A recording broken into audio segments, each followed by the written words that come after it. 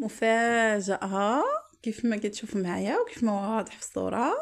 هذا واحد الطبق ديال زعلوك كيجي بنين زوين. الصراحه شي حاجه بنينه. هنا كنقدموا مع واحد جوج كيسان ديال العصير. هانتوما شوفوا لي واحد التعليكه ديالو كي كيجي ولا اروع. هذا عندي انايا الباذنجان والفلفله كيف ما هو واضح في الصوره. ضروري دائما تكون هكا الخضره تكون شويه طريه باش كيجي حتى المذاق صراحه الله كيجي رائع. كتساعدك الطراوه كتساعدك في المذاق كيف ما هو واضح. هنا انا حطيت الدنجال والفلفله يتشواو. صراحه الله الا بغيتي يجيك زعلوك يجيك بنين ضروري تشوى على النار، او اللي عنده الجمر او لا هكا فاخر فمذاق هذاك مذاق اخر. هنا انا كنحك مطيشه اللي كاينه عندي كنحكها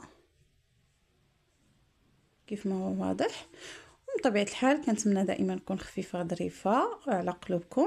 هنايا بتشوى لي الدنجال والفلفله من بعد ما حكيت انايا هنايا مطيشه اللي كانت عندي، وكندوز الخطوه اخرى انني كنقي الثومه والربيع. بطبيعه الحال عباره عن قزبر ومعدنوس واغلبيتكم قزبر باش كيجي المذاق فيها زوين. كنتمنى كما قلت نكون خفيفه ظريفه على قلوبكم وينال هذا الفيديو الاعجاب ديالكم، وبطبيعه الحال تقبلوا على التصوير واي حاجه فيها لان هذا الشيء كامل ديال الابن ديالي بطبيعه الحال جاي من التشجيعات ديالو. هنا انا درت الثومه مع الملح وكندقهم مزيان حتى كيدقوا ليا. من بعد انا كنقطع هنايا الربيع كنضيفو لداك الملح والثومه اللي عندي انايا في المهراز.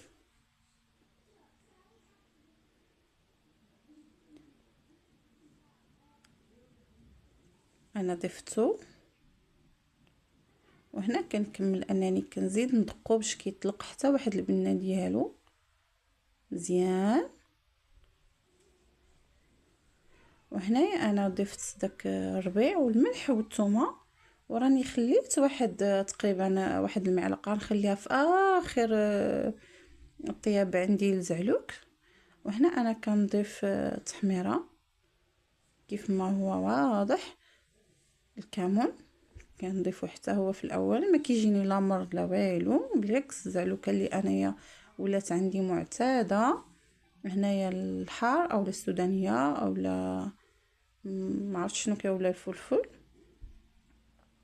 وهنا كنضيف واحد الكميه اللي هي ديال الزيت انا دايره على حسب القياس ديالي. المهم داكشي راه واضح وباين داكشي على حسب القياسات وعلى حسب الكميه. هنايا من بعد ما ندمج داك المكونات اللي عندي كاملين كنردهم يطيبوا. وهنا انا دوزت نقي داك الفلفله والباذنجان اللي انايا شويتهم. انا كيف ما قلت يعني الفلفله والباذنجان مشويين على النار بوحدهم يعني كيجيو بنان كيف ما هو واضح. صراحه الابن ديالي قايم بواحد الدور اللي هو كبير من ناحيه التصوير من ناحيه المونتاج من ناحيه انه كيخدم الفيديوهات. وصراحه ولي شجعني ودعمني وقال لي غير بداي انا اي حاجه انت وحلتي فيها او لا ما عرفتي لهاش انا غادي نقدها. وما شاء الله تبارك الله يعني قايم باللازم. هنايا انايا هي ماشي كنغسلها مزيان ولكن هي كنحيد لها داك الشيء اللي مثلا كيبقى هكايا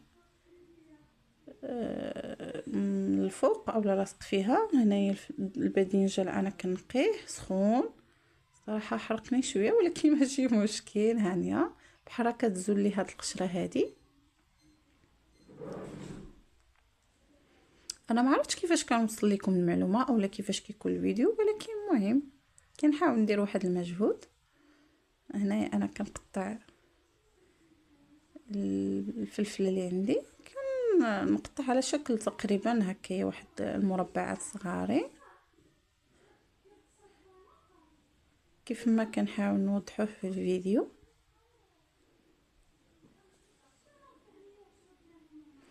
هاد الاكله ديال الزعلوك كتجي بنينه، تقدميها مع اي حاجه انت بغيتي تقدمها يعني هكا مع حوت، مع دجاج، مع لحم، هكذا مع قطاني، يعني اللي كان متوفر كتقدمي معاه كتجي بنينه بزاف.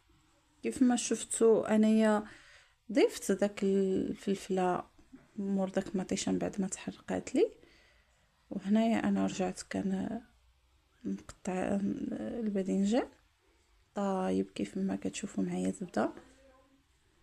هنايا زعما راني كنقطع تقطيعه ديال اللي شاف كبارين. غير حيت هو طايب بزاف. كنحاول نكون عاديه في الهضره ديالي. كنتمنى يا ربي تقبلوا كاع. المهم كمل من عندك. هانتوما كتشوفوا اللوين كيجي زوين بزاف، راه غير داك التوابل اللي انا درت، ما زدت حتى شي حاجه، اقتصادي. كيكون عندك غير مثلا شويه ديال الدجاج مع الفلفله شويه المطيشه، كديري واحد المقيله كطلع يا سلام. هانتوما من بعد ما طاب لي انايا زعلوك، انا ضفت داك المعلقه اللي اولا الملعقه اللي كانت عندي، زدتها باش كطلق داك البنه اللي ديال الربيع مع الثومه والملح، كطلع لذيذه زوينه. هانتوما كتشوفوا مزيان كطلع معلكه، ما عندي ما نقول.